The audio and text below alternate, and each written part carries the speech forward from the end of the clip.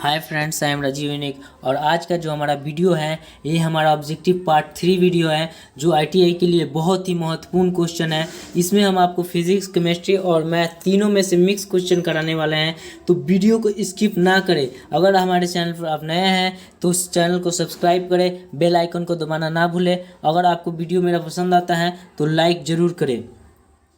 चलिए हम आज का वीडियो पहला स्टार्ट करते हैं। हमारा पहला क्वेश्चन देखिए क्या कह रहा है कि गांधी जी का जन्म कहाँ हुआ था। तो हम जानते हैं कि गांधी जी का जो जन्म हुआ था वो पोरबंदर में हुआ था, यानी हमारा ऑप्शन ए राइट होता है।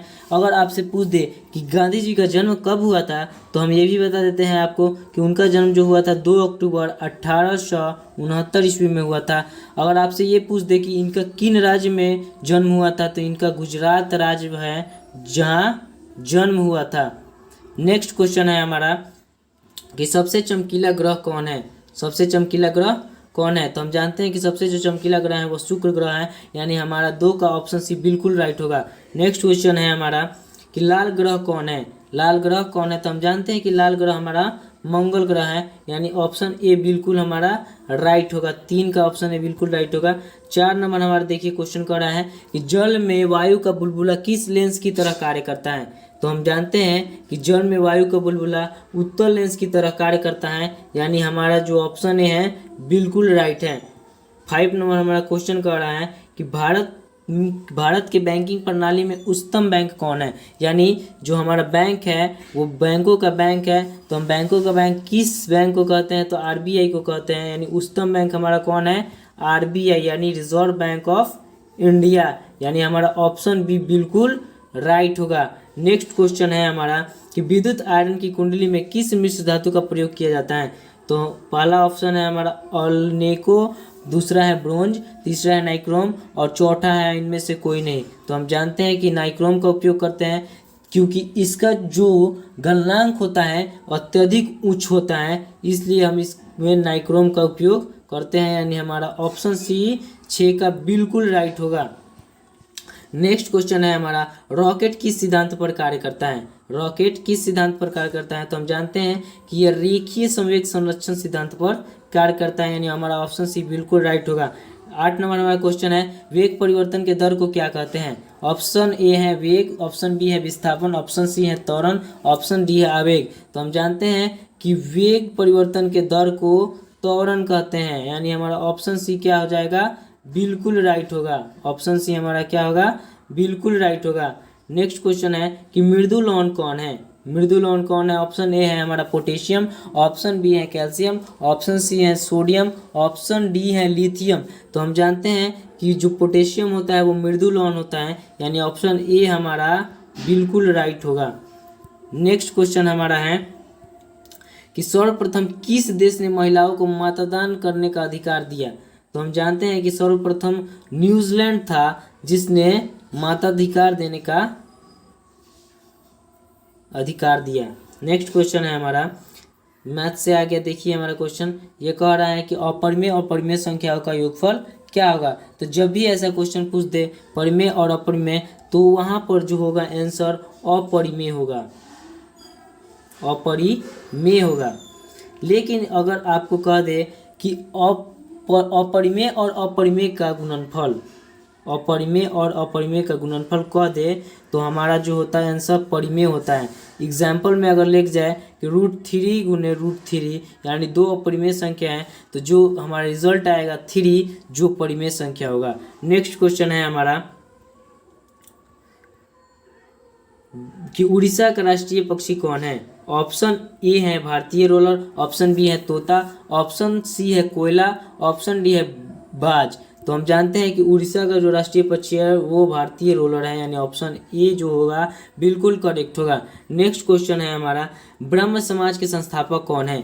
तो हमारा ऑप्शन ए बिल्कुल राइट होगा, यानी ब्रह्म समाज के संस्थापक कौन है तो जो हमारे राजा राम मोहन राय हैं वो बिल्कुल करेक्ट होंगे, यानी 13 का ऑप्शन है बिल्कुल राइट है। तो अर्थशास्त्र के लेखक कौन है। तो हम जानते हैं कि अर्थशास्त्र के जो लेखक है एडम स्मिथ है। कौन है एडम स्मिथ है, यानी हमारा जो ऑप्शन बी होगा बिल्कुल राइट होगा। नेक्स्ट क्वेश्चन हमारा देखिए क्या कर रहा है, ये हमारा मैथ से आ गया। तो कह रहा है कि 52 पत्तों की गड्डी में से 2 पत्ते यादृच्छिक रूप से निकाले जाते हैं यानी खींचे जाते हैं, तो इन दोनों पत्तों में इक्का होने की क्या प्रक्रिया है। तो ऐसे क्वेश्चन के लिए सबसे पहले हम जानते हैं कि कुल पत्ते कितने हैं 52। कुल कितने पत्ते हैं 52। इक्का की बात कितना कर रहे हैं 2 में, तो कुल इक्के कितने होते हैं, तो हम जानते हैं कि कुल इक्के 4 होते हैं। तो पहला जो हमारा पत्ता निकलेगा यानी C1 निकलेगा क्या, कितना होगा 4/52 यानी NE/SS जो हमारा कुल पत्तों की संख्या है 52 है और परिणाम जो है हमारा 4 है। तो इसको जब हम करेंगे यानी C1 हमारा वैल्यू 4/52 होगा और दूसरा हमारा क्या होगा यानी C2। तो C2 जब हम निकालेंगे तो ये इसमें से एक एक जो होगा माइनस हो जाएगा यानी 3 हो जाएगा, यहाँ पर 52 है तो 51 हो जाएगा और दोनों का जब हम मल्टीप्लिकेशन करेंगे तो इसका आंसर आ जाएगा। अर्थात जब हम इसका मल्टीप्लिकेशन करते हैं तो हमारा आ जाता है, इसको जब इससे कटाएंगे तो हमारा 13 होगा और इसको इससे कटाएंगे तो 17 होगा, यानी जो हमारा आंसर है ऑप्शन सी बिल्कुल राइट है। नेक्स्ट क्वेश्चन हमारा कह रहा है कि साइन स्क्वायर और कॉस स्क्वायर का मान कितना होता है, यानी sine square plus cos square का मान कितना होता है, तो हमारा ऑप्शन ये बिल्कुल राइट है 1 होता है। नेक्स्ट क्वेश्चन है कि न्यूटन के गति का नियम दर्शाता है, क्या दर्शाता है, तो आपने क्लास 9th में पढ़ा है कि न्यूटन का जो गति का प्रथम नियम जो दर्शाता है वो जड़त्व के नियम को दर्शाता है। किस नियम को दर्शाता है, जड़त्व के नियम को, यानी ऑप्शन डी राइट होगा। नेक्स्ट क्वेश्चन है हमारा sine x plus sine square x बराबर 1 है तो कॉस स्क्वायर प्लस कॉस का पावर 4x का मान क्या होगा। तो चलिए इसको पहले हम सॉल्व करते हैं। तो हम जानते हैं दिया है पहले क्या, sine x plus sine square x, sine x और एक्स बराबर 1। तो जब हम साइन स्क्वायर को इधर डालेंगे तो यानी 1 माइनस साइन स्क्वायर आ जाएगा और 1 माइनस साइन स्क्वायर किसका फॉर्मूला होता है, कॉस स्क्वायर का फॉर्मूला आता है। तो कॉस स्क्वायर बराबर किसके हैं, साइन एक्स के बराबर है। तो अब जब ये वैल्यू होगा यानी कॉस स्क्वायर प्लस एक्स को हम प्लस इसको जब हम लिखेंगे तो कॉस स्क्वायर का द होल स्क्वायर लिख सकते हैं। तो कॉस स्क्वायर का जो वैल्यू है वो कितना है, साइन एक्स है, तो यहाँ पर साइन एक्स रखेंगे और इसका जब होल स्क्वायर करेंगे तो साइन स्क्वायर हो जाएगा, यानी cos square plus sine square equal कितना होता है 1 होता है, यानी 17 का ऑप्शन ए बिल्कुल राइट है। नेक्स्ट क्वेश्चन है हमारा कि निम्न में से कौन सा एक परिमेय संख्या है, तो परिमेय संख्या जिसका रूट निकल जाएगा वो परिमेय संख्या है। अर्थात हमारा 9 का देखते हैं तो 9 का देख रहे हैं तो रूट 9 का कितना होता है 3, यानी इसका जो निकल रहा है वर्गमूल निकल रहा है, इसलिए हमारा ऑप्शन ए ही बिल्कुल राइट होगा। नेक्स्ट क्वेश्चन है हमारा कि दो इतने हमारे जो मान है वो दिए गए हैं और इनका क्या निकालना है, माध्यिका निकालना है। यहाँ पर एक 19 छूट गया है, तो माध्यिका निकालने के लिए पहले हम जानते हैं, माध्यिका निकालने के लिए हम जानते हैं कि इनको पहले हम आरोही क्रम में सजाएंगे, यानी बढ़ते क्रम में सजा देते हैं। तो जब हम बढ़ते क्रम में सजाते हैं तो पहले हम लिखेंगे 14, उसके बाद 15, उसके बाद 18, उसके बाद 19, उसके बाद हमारा 24, 25, उसके बाद 27, उसके बाद 28। कुल पद गिन लेते हैं तो 1 2 3 4 5 6 7 8। हम जानते हैं कि जो बीच में होता है वही हमारा माध्यिका होता है, लेकिन यहाँ पर गिनने पर हमारा 8 हो रहा है, तो इधर से 4 और इधर से 4 नंबर पर जो होगा उसको प्लस करके हम जोड़ देंगे, यानी इधर से 1 2 3 4 नंबर पे जो 24 आ रहा है और इधर से 1 2 3 4 नंबर पे 19 आ रहा है, यानी इन दोनों को हम जोड़ देंगे और 2 से भाग देंगे तो हमारा आंसर जो होगा 21.5 होगा, यानी हमारा ऑप्शन डी जो है बिल्कुल करेक्ट है। ऑप्शन डी क्या है, बिल्कुल करेक्ट है। नेक्स्ट क्वेश्चन हमारा कह रहा है कि एक गोले जिसकी त्रिज्या r है और एक शंकु है जिसकी आधार की त्रिज्या r है, तो दोनों का आयतन बराबर है, तो शंकु की त्रिज्या क्या होगी। तो क्या कह रहा है हमारा, गोले का जो आयतन है वो बराबर है शंकु के आयतन के। गोले का आयतन क्या होता है, तो गोले का आयतन जो होता है हमारा 4/3 पाई r क्यूब होता है, जो बराबर है किसके, शंकु के आयतन के, यानी वो शंकु का आयतन क्या होता है 1/3 पाई r square h।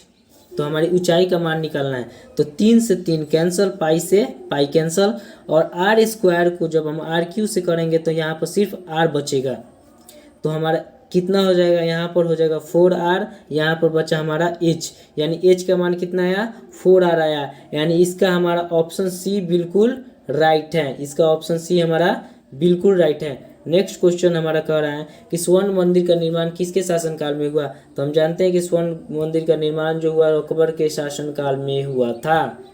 Next question हमारा कह रहा है कि सिल्वर क्रांति किससे संबंधित है। सिल्वर क्रांति जो है किससे संबंधित है। तो हम जानते हैं कि सिल्वर क्रांति जो है अंडा से संबंधित है।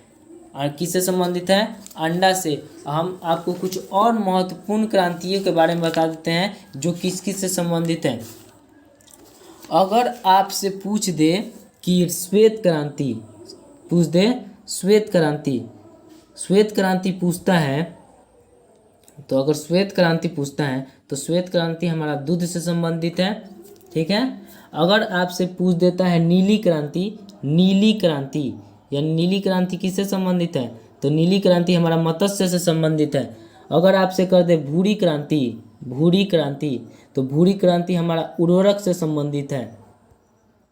अगर आपसे क्या कह दे हरित क्रांति अगर कहता है तो ये हमारा हरित क्रांति किससे संबंधित है, तो खाद्यान्न उत्पादन से संबंधित है, ठीक है। नेक्स्ट क्वेश्चन है हमारा कि सर्वप्रथम बैंकों का राष्ट्रीयकरण कब हुआ था। तो हम जानते हैं कि सर्वप्रथम बैंकों का राष्ट्रीयकरण 1969 ईस्वी में हुआ था, यानी ऑप्शन बी हमारा बिल्कुल राइट होगा। नेक्स्ट क्वेश्चन हमारा कह रहा है कि पाचन में मदद करने वाला अम्ल कौन है। ऑप्शन ए अमीनो अम्ल, ऑप्शन बी है हाइड्रोक्लोरिक अम्ल, ऑप्शन सी एसिटिक अम्ल या ऑप्शन डी सिट्रिक अम्ल। तो हम जानते हैं कि पाचन में जो हमारा मदद करता है, जो हमारे पेट में खाना जाता है उसको पाचन मदद में हाइड्रोक्लोरिक अम्ल की मात्रा रहती है, जिससे हमें पाचन में मदद होता है। यदि इसका जो आयतन है उसका बढ़ जाएगा तो हमें पेट में कब्ज आने लगेंगे। 25 नंबर हमारा क्वेश्चन क्या कर रहा है कि निम्नलिखित में से कौन सा अपरिमेय संख्या है। तो हम इसको सबसे पहले इसमें मान धरकर पुटअप करेंगे वैल्यू कि किसका कितना होगा, तब हम पता करेंगे कि किसका सही होगा, यानी कौन अपरिमेय संख्या होगा। तो हम देखते हैं कि 10 30 का मान कितना होता है, तो 1/√3 होता है और 60 का मान √3 होता है, ठीक है। रात का मान कितना होता है, √3 होता है। तो √3 से √3 कैंसिल हो जाएगा, 1/√3 और इसका √3, तो √3 से √3 कैंसिल, यानी 1 होगा, जो कि एक परिमेय संख्या है। sin 30 का वैल्यू जानते हैं कि हमारा sin 30 का वैल्यू 1/2 होता है, जो कि एक परिमेय संख्या है। sin 45 का मान 1 होता है, जो कि एक परिमेय संख्या है। लेकिन cos 30 का जो मान होता है √3/2 होता है, तो √3/2 एक अपरिमेय संख्या है। क्या है, अपरिमेय संख्या है, यानी हमारा ऑप्शन डी जो होगा बिल्कुल राइट होगा। हमारा ऑप्शन डी क्या होगा, बिल्कुल राइट होगा। नेक्स्ट क्वेश्चन हमारा है कि प्लास्टर ऑफ पेरिस का सूत्र क्या है। तो हम जानते हैं कि प्लास्टर ऑफ पेरिस का सूत्र CaSO4 और 2H2O, यानी हमारा ऑप्शन बी बिल्कुल राइट होगा। नेक्स्ट क्वेश्चन है वायु क्या है। तो हम जानते हैं कि वायु कई गैसों का मिश्रण है, इसलिए हमारा ऑप्शन सी बिल्कुल राइट होगा, वायु एक मिश्रण है। 28 नंबर हमारा क्वेश्चन है कि नींबू खट्टा किस कारण से होता है। ऑप्शन ए हाइड्रोक्लोरिक अम्ल, ऑप्शन बी सिट्रिक अम्ल, ऑप्शन बी एसिटिक अम्ल, ऑप्शन सी टार्ट्रिक अम्ल, ऑप्शन डी सिट्रिक अम्ल। तो हमारा ऑप्शन डी बिल्कुल राइट होगा, यानी सिट्रिक अम्ल के कारण ही नींबू खट्टा होता है। जैन धर्म के प्रवर्तक कौन है। तो जैन धर्म के प्रवर्तक जो हैं वो महावीर है, यानी 29 नंबर का ऑप्शन सी बिल्कुल राइट होगा, ऑप्शन सी बिल्कुल राइट होगा। हमारा लास्ट क्वेश्चन आ रहा है, वो क्या है कि भगवान बुद्ध ने पहला धर्म प्रचार कहाँ किया था। अगर आपको नहीं पता तो हम बता देते हैं कि जो सारनाथ है वहाँ पर भगवान ने सारनाथ में धर्म प्रचार पहला प्रचार किया था, यानी हमारा क्वेश्चन इंड होता है। अगर आपको यह वीडियो पसंद आया है तो लाइक, सब्सक्राइब और बेल आइकन को दबाना ना भूलें। Thanks for watching the video.